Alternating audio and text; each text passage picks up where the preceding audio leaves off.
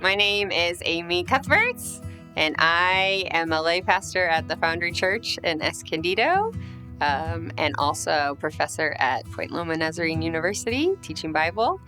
I'm passionate about Bible and love my church.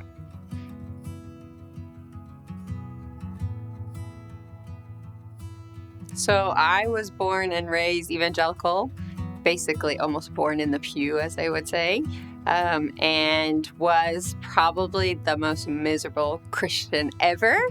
I think my mother passed away of cancer when I was a teenager, and I decided that's it. I got to know who God is and if he exists and if he's real, and basically tried to seek him, find him in church. And the more I went to church, the more I studied the Bible, the more kind of frustrated and angry I got.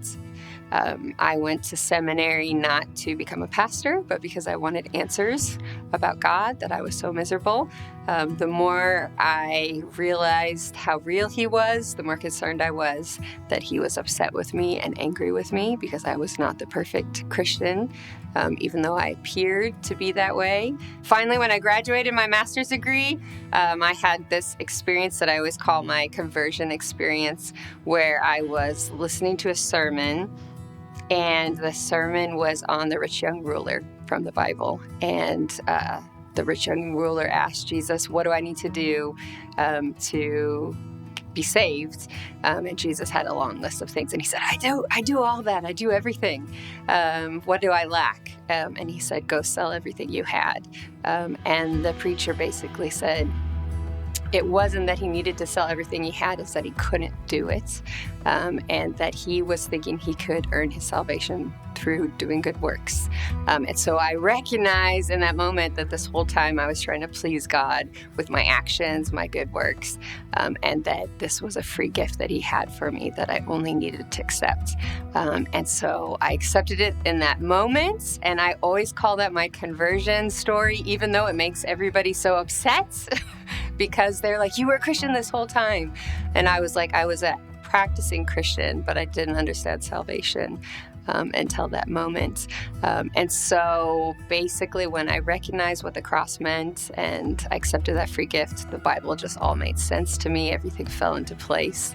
And I finally had something to give to people that were asking me who God was.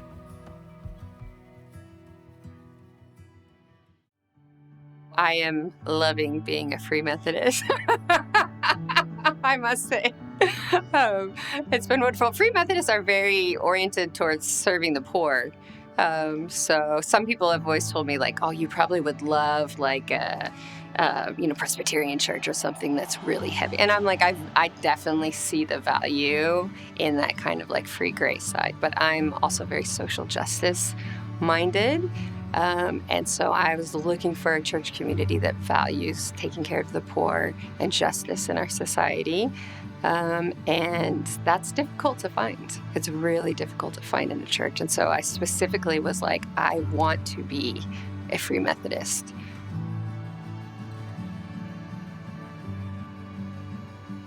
There are tons of me's out there right now. They say that church attendance is dropping dramatically and people are stopping going to church, but it doesn't necessarily mean that people have lost their faith. They've lost faith in their church.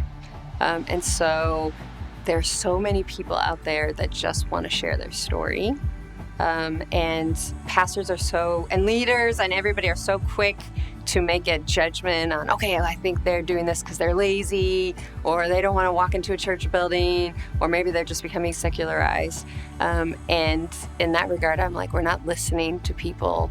They literally are devoted, committed Christians that have felt that they've been pushed out of their church because they care for the poor, they care for social justice, or they're concerned about racism, and they don't feel that the church is a place for them to care about those issues. And so I would just love the conference to allow that conversation to happen of how do we reach these people. And me being a great example of, here I am, I found this beautiful place, and there's so many other people out there that are wanting home and wanting church community again and are too scared to walk through the door. And so we have this beautiful position of offering Christ and community to them from a perspective where we're grounded in the Word and grounded in love for our neighbor.